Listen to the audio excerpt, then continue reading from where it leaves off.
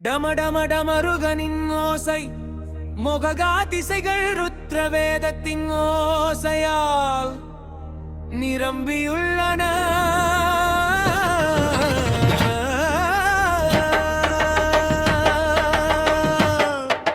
சிவசம்போவோம் காரத்தின் எதிரொலி இதுவல்லவா படைப்பின் மூல ஓசை. சிவா சிவனே போதும் ருத்ரவேதத்தின் மௌன பாடல் எங்கள் மனங்களில் தொடங்கி விட்டது. உமது திருநாமம் எங்கள் 3000 உயே. ஓ கைலாசவாச சிவனே சிவனின் பய